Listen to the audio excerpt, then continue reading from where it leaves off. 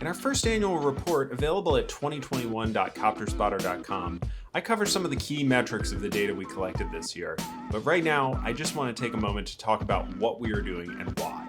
We started as a simple ADS-B bot, which relies on aircraft transponders used by services like FlightAware, RadarBox, Planefinder, and Citizen. However, the DC area has a uniquely high density of military aircraft who are exempt from using these transponders. In order to account for all the helicopters, we started CopterSpotter, which relies on user-submitted reports and photos to build a data set. More than 10,000 helicopters were reported with CopterSpotter last year.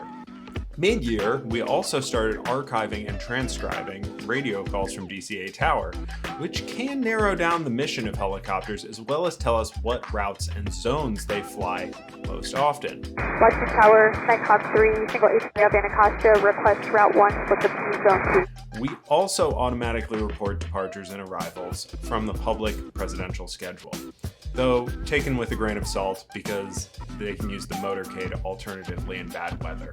Last year had two big helicopter reports, one very readable by the Government Accountability Office and another much more technical by DoD.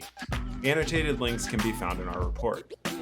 We also tracked the testing of the President's new VH-92A helicopter, which was delayed from entering active service in November for reliability concerns, though they have seemed to solve the early issue of it scorching the White House lawn.